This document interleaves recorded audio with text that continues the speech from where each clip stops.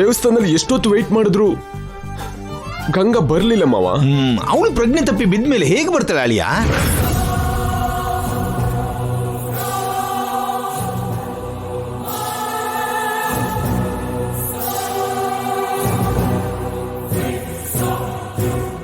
ಏನಂದ್ರಿ ಮಾವ? ಗಂಗಾ ಪ್ರಜ್ಞೆ ತಪ್ಪಿದ್ಲಾ? ಹೌದು, ಗಂಗಾ ನಿನ್ನ ಗುಡಿಲ್ ನೋಡಿದ್ಲು, ಪ್ರಜ್ಞೆ ತಪ್ಪಿ ಬಿದ್ಲು. ನೀನ್ ಅವಳನ್ನ ಹಾಸ್ಪಿಟಲ್ಗೆ ಕರ್ಕೊಂಡು ಹೋದೆ. ಪ್ರಜ್ಞೆ ಬಂದ್ಮೇಲೆ ಗಂಗಾ ಮನೆಗೆ ಹೋದ್ಲು. ಗಂಗಾನ ನೋಡ್ಕೊಂಡು ಬರ್ತಿದೀವಿ ನಾವು.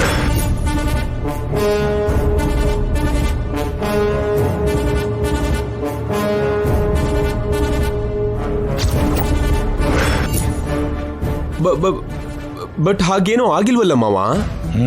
ಮತ್ತೇನು ಜೈ, ಆ ಗಂಗಾ ಬದುಕಿದ್ರಲ್ವಾ ದೇವಸ್ಥಾನಕ್ಕೆ ಓಡ್ ಬರಕ್ಕೆ. ಇಲ್ದಿರೋ ವ್ಯಕ್ತಿ ಎಲ್ಲಿಂದ ಬರೋದು?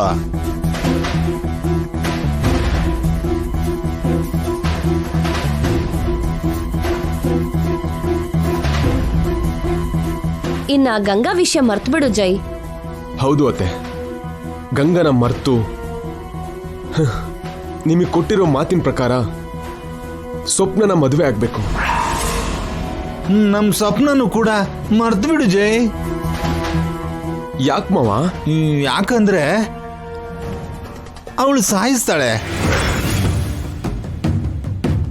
ಏನ್ ಹೇಳ್ತಿದ್ದೀರಿ ಮಾವ? ಅಂದ್ರೆ ಸ್ವಪ್ನ ಫಾರಿನ್ಗೆ ಹೋಗಿ ಏನೋ ಏನೋ ಓದ್ತಾಳಂತೆ. ಮದ್ವೆಗಿದ್ವಿ ಅಂದ್ರೆ ಸಾಯಿಸ್ತೀನಿ ಅಂತಾಳೆ. ಮತ್ತೆ ನಾನು ಮದುವೆ ಮಾಡ್ಕೊಳ್ದೇನೆ ಹೀಗೆ ಇರ್ಬೇಕಾ ಮಾವ? ಇಲ್ಲ ಕಣೋ, ಈ ನಿತ್ಯನೇ ಮದ್ವೆ ಮಾಡ್ಕೋ. ಇವಳಲ್ಲೇ ಗಂಗನ್ ನೋಡು. ಅದೇನತ್ತೆ, ಈ ಸೋದರಳಿಯನ್ನ ನಿನ್ನ ಅಳಿಯನ್ನಾಗಿ ಮಾಡ್ಕೊಳಲ್ವಾ? ಯಾವುದಕ್ಕಾದ್ರೂ ಪ್ರಾಪ್ತಿ ಇರ್ಬೇಕಳಿಯ. ಅಂದ್ರೆ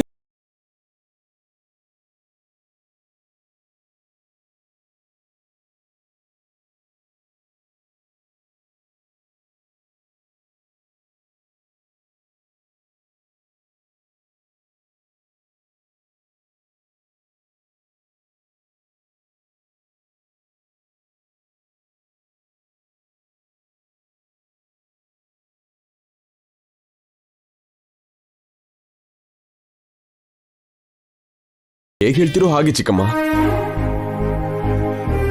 ಏನಮ್ಮ ನಿತ್ಯ, ಜೈನ ಮದ್ವೆ ಆಗೋಕೆ ನಿನ್ಗಿಷ್ಟ ಇದೆ ಅಲ್ವಾ?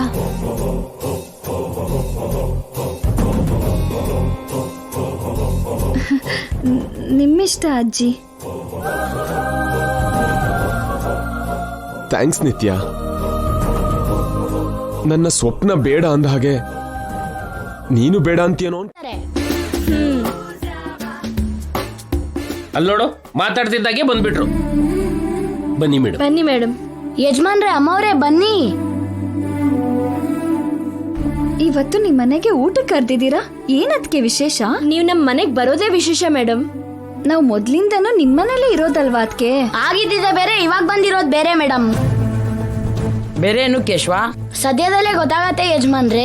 ಏನ್ ಗೊತ್ತಾಗುತ್ತೆ ಕೇಶವ? ನೀವು ತಿಳ್ಕೊಳ್ಬೇಕಾಗಿರೋದು ಗೊತ್ತಾಗತ್ತೆ ಮೇಡಮ್. ನಾನು ತಿಳ್ಕೊಬೇಕು ಅಂತಿರೋದಾ? ಅದೇ ಮೇಡಮ್, ನಿಮ್ ಹಿಂದಿಂದು. ನಮ್ ಹಿಂದಿಂದಕ್ಕೂ ನಿಮ್ ಊಟಕ್ಕೂ ಸಂಬಂಧ ಏನು? ಅದಕ್ಕೂ ಇದಕ್ಕೂ ಯಾವ ಸಂಬಂಧ ಇಲ್ಲ ಮೇಡಮ್. ಎಷ್ಟೋ ದಿನದಿಂದ ಒಂದೇ ಮನೇಲಿದೀವಿ, ಆದ್ರೆ ಯಾವತ್ತೂ ಒಟ್ಟಿಗೆ ಊಟ ಮಾಡಿಲ್ಲ. ಇವತ್ತು ಎಲ್ಲ ಸೇರಿ ಊಟ ಮಾಡೋಣ ಅಂತ ಕೇಶವ ಆಸೆ ಪಟ್ಟ. ಹೌದು ಮೇಡಮ್. ಅಯ್ಯೋ, ನೀವಿನ್ನೂ ನಿಂತೇ ಇದ್ದೀರಲ್ಲ, ಕೂತ್ಕೊಳ್ಳಿ ಮೇಡಮ್. ಅಭಿ, ದಿವ್ಯಾ, ನೀವು ಕೂತ್ಕೊಳ್ಳಿ. ಕೂತ್ಕೋತೀನಿ, ಆದ್ರೆ ಮೊದ್ಲು ನೀವ್ ಹಾಗೆ ಕರೆಯೋದನ್ನ ನಿಲ್ಸಿ ಅಣ್ಣ. ಇಲ್ದಿದ್ರೆ ನಾವು ಈ ಮನೇಲಿ ಇರೋದಲ್ಲ, ಮನೆಯಿಂದನೇ ಹೋಗ್ತೀವಿ. ಅಯ್ಯೋ, ಹಾಗನ್ಬೇಡಿ ಮೇಡಮ್. ಮೇಡಮ್ ಅಲ್ಲ, ಆಂಟಿ ಅಂತ ಕರಿ. ಹಾಗೆ ಮೀನಾಕ್ಷಿ ಅದ್ಕೇನೋ ಅದ್ಕೆಯ ಅಂತ ಕರಿಬೇಕು. ನೀವು ತಂಗಿ ಅಂತ ಕರಿಬೇಕು ಅಣ್ಣವ್ರೆ. ನಂಗ ಮಾತ್ರ ಒತ್ತಾಯ ಮಾಡಬೇಡಿ ಮೇಡಮ್. ಬೇಕಾದ್ರೆ ಇವ್ರಿಬ್ರ ಹತ್ರ ಮೊದ್ಲಿನಾಗೆ ಕರೆಸ್ತೀನಿ. ಅಡ್ಗೆ ಆಗೋಕೆ ಇನ್ನೊಂದು 10 ನಿಮಿಷ ಆಗುತ್ತೆ, ಪರವಾಗಿಲ್ಲ ಅಲ್ವಾ ಮೇಡಮ್? ಅಲ್ಲಿವರೆಗೂ ಆರಾಮಾಗಿ ಕತೆ ಕೇಳೋಣ ಅಭಿ ಯಜಮಾನ್ರೆ. ನಂಗೆ ಕತೆ ಬರಲ್ಲ. ನಮ್ಮ ಅಪ್ಪಂಗ್ ಗೊತ್ತು, ಹೇಳಪ್ಪ. ಊಟಕ್ಕೆ ಕರೆದು ಕತೆ ಏನು? ಅಬ್ಬಾ, ಅವನೇನೋ ಶುರು ಮಾಡ್ದ, ಏನೋ ಕತೆ ಹೇಳ್ರಿ. ನೀನ್ ಹೀಗೆ ಅವನಿಗೆ ಎಂಕರೇಜ್ ಮಾಡು, ನನ್ನೇ ಮೀರಿಸ್ತಾನೆ. ಬೇಗ ಹೇಳಿ ಅಪ್ಪ. ಹೇಳ್ತೀನಿರೋ, ಸ್ವಲ್ಪ ಯೋಚನೆ ಮಾಡಬಾರ್ದಾ?